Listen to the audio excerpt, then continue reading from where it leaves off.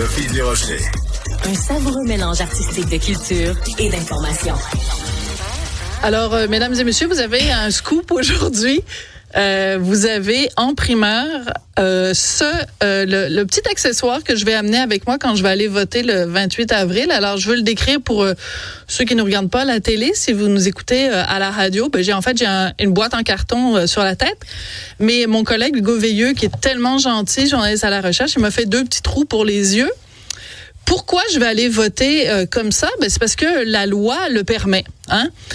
Élections Canada, vous allez sur leur site web et ça précise que quand on va voter, on a simplement besoin d'avoir notre carte de voteur et une carte d'identité, mais qu'à aucun moment, on ne va demander aux électeurs et aux électrices canadiennes de se découvrir le visage. Donc, en 2025, on peut sans problème au Canada voter le visage couvert.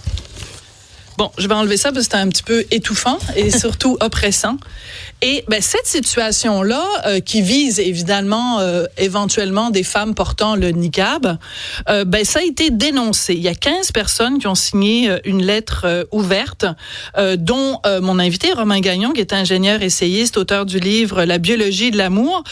Mais parmi les signataires de cette lettre, il y a des gens comme Normand Baillargeon, il y a des membres du regroupement féministe pour les droits des femmes, il y a des gens du mouvement laïque québécois. Bref, 15 personnes qui disent, voyons donc, ça n'a pas d'allure qu'on permette à quelqu'un en niqab d'aller voter le visage couvert. Monsieur Gagnon, bonjour. Bonjour. Pourquoi vous avez signé cette lettre-là? J'ai été mis sur la piste par un de mes amis qui est à la retraite, qui a fait sa formation à Élections Canada pour aller prêter main forte le jour de l'élection. Puis, à sa grande stupéfaction, il apprend qu'on peut voter le visage couvert. Là, je fais mes recherches, puis je me rends compte que dans les pays musulmans, une femme qui porte un niqab doit se dévoiler temporairement pour être identifiée. Même en Arabie Saoudite, les amis? Même en Arabie Saoudite, effectivement. Alors, c'est fort quand même de étonnant. café, ça. C'est un peu étonnant parce que si on dit qu'au Canada, on est pour l'inclusion, et que donc on veut être inclusif avec les femmes portant le niqab. Alors si vous vous souvenez pas, parce que des fois c'est mélangeant niqab, abaya, etc. Burqa, on se mélange des fois. Donc le niqab, c'est le morceau de tissu qui recouvre le visage, mais on laisse une petite fente. On est généreux quand même. On laisse une petite fente pour les yeux. Donc si on est inclusif au Canada, on est un peu plus inclusif que des pays qui sont eux de tradition musulmane. Le but de la laïcité, c'est de prévenir des injustices, c'est-à-dire de favoriser ou défavoriser certains citoyens en fonction de leurs croyances religieuses. Mais malheureusement, le Canada, en ce moment, le gouvernement fédéral fait l'inverse en ce moment. Il crée... Qu'est-ce que vous voulez dire? Pourquoi on fait de la discrimination au gouvernement?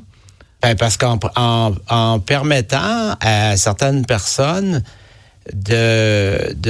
en plaçant les droits civiques en deuxième plan par rapport à des privilèges religieux, par exemple, tu sais, chose qu'on fait même pas dans les pays musulmans, tu sais. Voilà. Puis il y a une question de sécurité, c'est-à-dire que moi quand j'ai lu votre lettre, je me suis dit voyons donc, ils exagèrent, c'est pas possible. Je suis donc allée vérifier. J'ai demandé à mon collègue Jean-Philippe Leroux de nous remontrer bel et bien le site web d'Élections Canada qui confirme donc la formation que votre ami retraité a eue. Donc, il y a toute une section sur le visage couvert et on nous dit un électeur peut voter avec le visage couvert du moment qu'il prouve son identité et sa résidence selon une des 3 options énumérées plus haut. Donc, en fait, il n'est pas un électeur. C'est écrit noir sur blanc. On n'est pas tenu de se découvrir le visage lorsqu'il prouve son identité et sa résidence. Oublions la religion, Monsieur Gagnon. OK? Moi, je vais me présenter pour aller voter avec mon permis de conduire et ma carte de voteur, de voteuse. Mais si j'ai ma boîte de carton sur la tête, là, comment ils font pour savoir que c'est Sophie Durocher? Voilà. Comment ils font pour savoir que sur le permis de conduire, il y a une photo? Ils vont pas me demander d'enlever ma boîte en carton. C'est absurde. On vit en absurdistan, Monsieur Romain Gagnon. En fait, on est plus catholique que le pape, ou devrais-je dire, on est plus musulman que Mahomet. Ouais. Parce qu'on en fait plus que les pays arabes eux autres mêmes là-dessus. Non, je suis d'accord, je suis ridicule. Puis, savez-vous quoi, Sophie? Je pensais faire un test, moi aussi, aux prochaines élections. Je pense qu'on va être une gang. Oui, regardez. Moi, je vais emmener ma cagoule. De ski? Ma cagoule de ski, tu sais. Ben, c'est bon. Parce que c'est pas religieux, mais moi, le ski, c'est ma religion. Fait que je vais me présenter comme ça. Hey, c'est bon. Aux élections. Attendez, on va refaire une autre image. Mais là, vous allez le faire. Allez-vous le faire pour vrai? Je vais ou le vous faire pour vrai, certainement. OK. Vous allez Mais moi, je te documenter dis, ça. Cybèle, moi, je vais aussi arriver comme ça. Moi, c'est pas une blague. Je vais aller voter comme ça. un niqab à la place, ça va être plus Non, confortable. non, moi, je me mets pas ça sur la tête, Monsieur Gagnon. Je sais que vous le dites en blague, mais honnêtement, moi, si je mets ça, là, je vais m'effondrer. Je suis pas capable. Mais par contre, une boîte en carton, parce que, écoute, il n'y a rien de religieux dans ce qui est écrit sur le site web. On nous dit on peut voter le visage couvert. Oui, je vous l'annonce.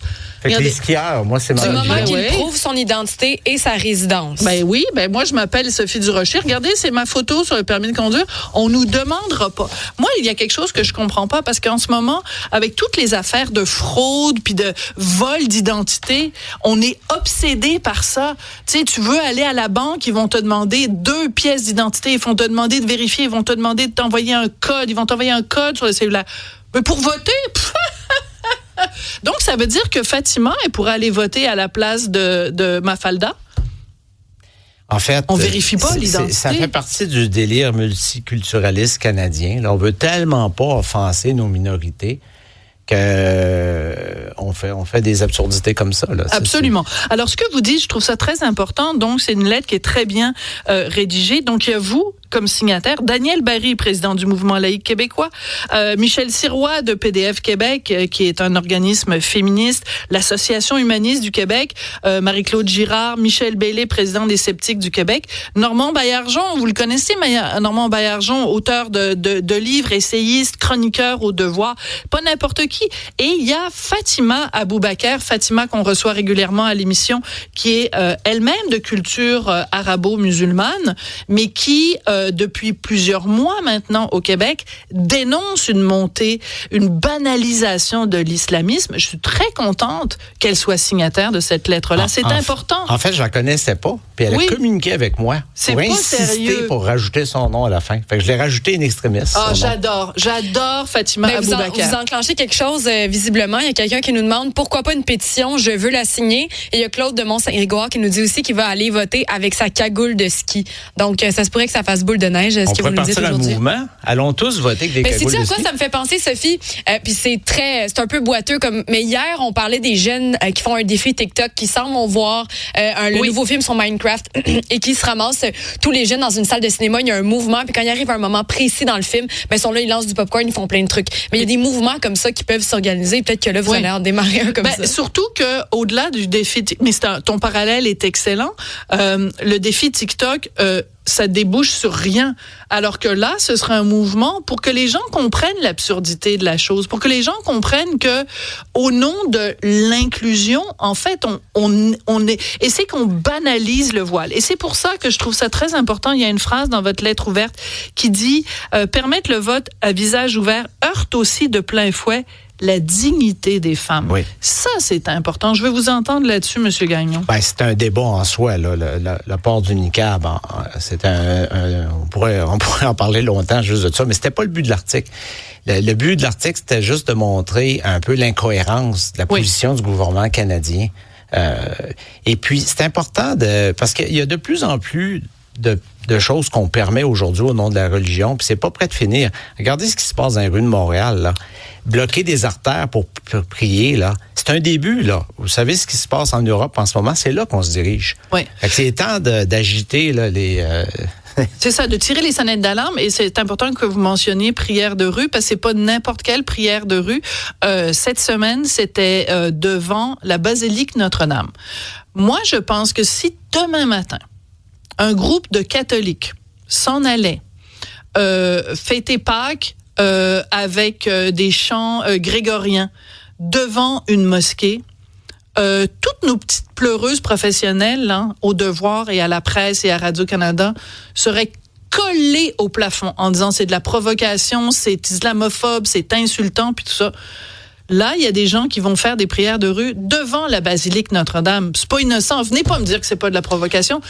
On n'a pas une poignée dans le dos. On n'est pas des valises. Et regardez, un autre exemple, je peux vous donner. Oui, excusez-moi juste 2 secondes parce que je vois Cybèle qui me fait des petits yeux doux. Je sais pas où vous y alliez, Monsieur Gagnon, mais il y a quelqu'un qui nous écrit, ça fait 2 élections que je me déguise en Batman pour aller voter au fédéral. Ma femme a honte de moi. Donc, mais c'est ça. C'est parce que c'est ridicule pour certaines personnes. Ici, on le lit dans les commentaires. Ça sonne ridicule, finalement. Ça sonne ridicule, surtout que c'est vraiment, il y a un enjeu de sécurité. Parce que dans plein de pays où qui sont plus ou moins démocratiques, il y a des gens qui viennent voter 2 fois, il y a des gens qui, bref. Donc, alors, la vérification de l'identité de quelqu'un qui vote, c'est essentiel.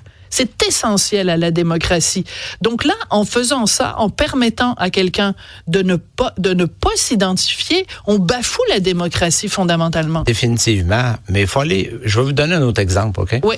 Il y a eu des manifestations récemment à McGill. Oui. Et on a fait du vandalisme. On a cassé des vitres. Et la police n'est pas intervenue. C'est un autre exemple de tolérance au nom de l'inclusivité religieuse. Là. Oui. Mais ça va nous mener jusqu'où, tout ça, là? Fait que c'est ça un peu l'intérêt de l'article aussi. C'est à un moment donné, c'est de... Alors, cette lettre-là, donc, a été proposée à différents journaux. Aucun ne l'a publiée, donc il est disponible maintenant sur la plateforme Medium. Oui, Cybèle. Juste, les amis, je veux vous rappeler un événement, si vous vous en rappelez pas. En 2015, il y a quelqu'un qui était allé voter avec un sac de patates sur la tête. Ben oui. Donc, il s'était présenté, je vous montre à l'écran. Donc, c'est vraiment quelqu'un qui s'est fait un peu comme toi avec ta boîte, avec un sac de patates. En 2015, il y avait eu ce mouvement-là, rappelez-vous, parce qu'il y avait cette femme dont j'oublie le nom, qui avait demandé à prêter serment avec le niqab, prêter serment de citoyenneté canadienne, et Justin Trudeau en avait fait un exemple. Il s'était battu, puis ça avait été un enjeu aux élections, donc en 2015, et donc il y avait tout ce mouvement-là, et je me souviens que si on disait à l'époque, parce que j'étais là à l'époque, si on disait à l'époque, c'est absurde de prêter serment avec le visage caché, on se faisait traiter de raciste, on se faisait traiter de tous les noms, alors que c'est la base qu'on soit capable de reconnaître qui tu es.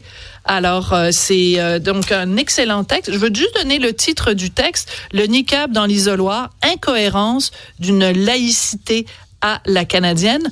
J'aimerais ça entendre nos candidats ce soir au débat débattre de ça.